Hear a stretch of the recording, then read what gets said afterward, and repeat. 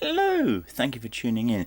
Today we're going to look at a light box and ask the simple question, is it worth buying? Samtian did ask me whether I'd be interested in doing a review of this product, and I thank them for getting in contact.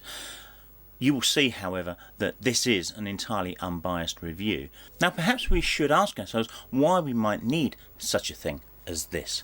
Well, the answer is getting good product shots. It's as simple as that. Good product shots rely on great lighting. Now it doesn't have to be complicated lighting, it just needs to be really good soft lighting so we don't bring out harsh shadows, and that's something that's really difficult to achieve without something like this or a great deal of money. Now it's also quite hard to achieve in a space like I have here. I have a light here, I've got another light there, I've got a light there, I've got various lights around, and because I'm in an enclosed space it's very difficult to get these lights far enough away to create soft light. And you can see the shadows of me moving my hands around here. It's the same kind of problem as you would have with this.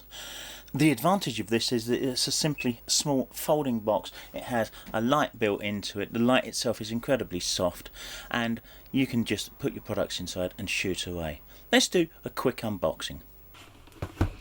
I'm not going to do an elaborate unboxing because the product doesn't warrant it. It comes in this square box which is no larger really than the product itself. You've got the tripod for a camera, a mount for a camera, that's actually for a phone. You have the main product within it. Let's pop that away over there in a bag, and USB charge cable there, a selection of backgrounds. I'll pop those out of the way. It assembles easily enough.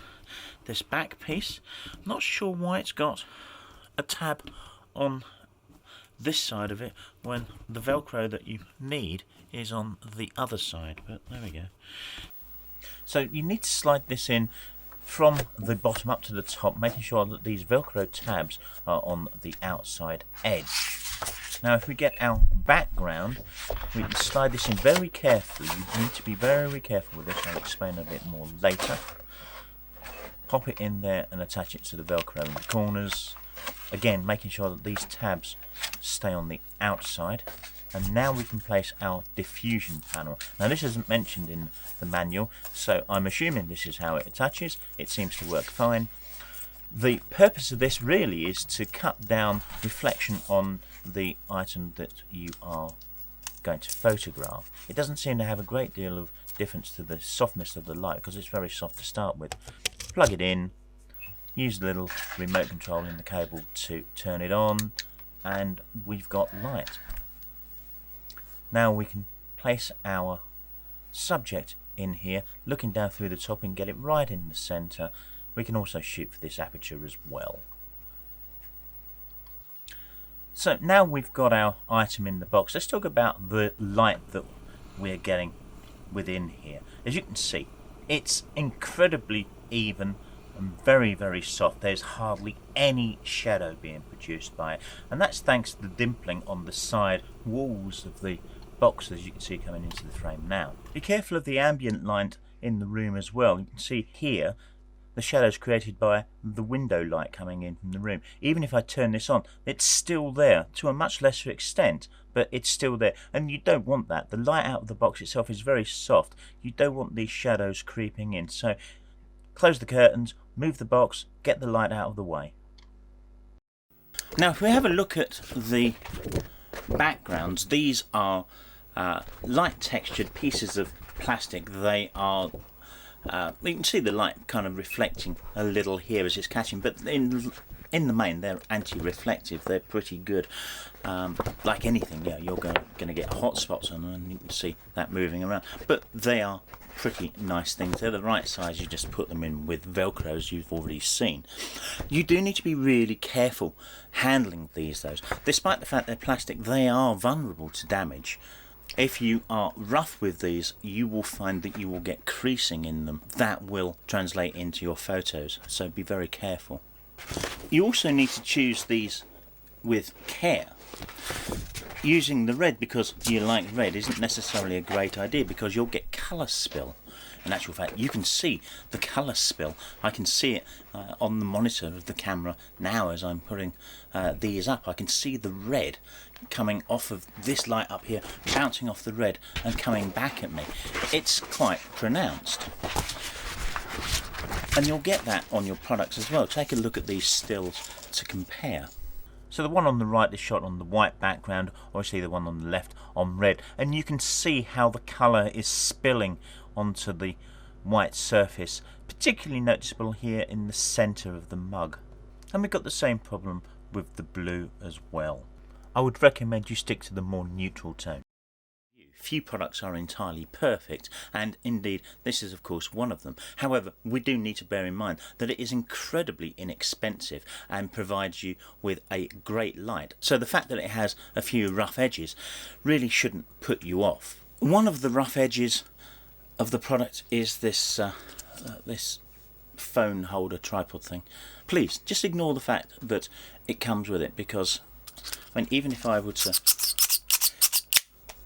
operate the phone holder springs on it, you probably get the idea of the kind of quality of it. Oh, I wasn't expecting that to happen.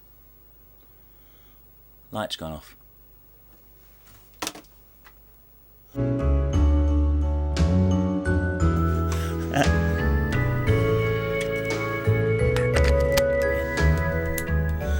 That's a bit better. Now, I'm going to charge that battery. In reality, it's flimsy and, well, don't buy it for the phone holder. You do have to be careful when assembling it as well. The cable that attaches to the ring of LEDs around the top of it is just soldered on in 3 positions, and it's entirely unprotected. So you need to ensure that you install everything from the bottom so that you don't snag those cables. Please click the like button down below. It will help this channel immensely. Thank you. It's worth noting as well that the LED ring around the top of this is by colour. You can set the colour temperature of it, although I'm not entirely certain from what to what, because you've just got a simple control here with a plus and minus. There's no readout on it to say what colour temperature you've arrived at, or indeed what brightness you've arrived at. But indeed, I don't think that's a problem in a product like this. It's also worth pointing out it's bloody hot in here. I thought today might be cooler, but no, I keep.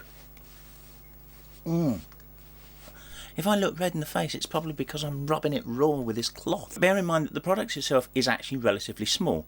Its outside dimensions are only about 30 centimetres square, or cubed if you like.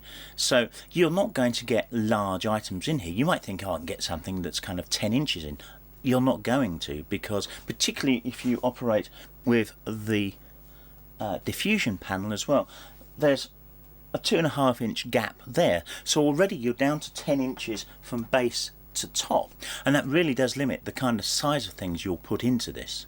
So the question I asked at the beginning is it worth buying this box?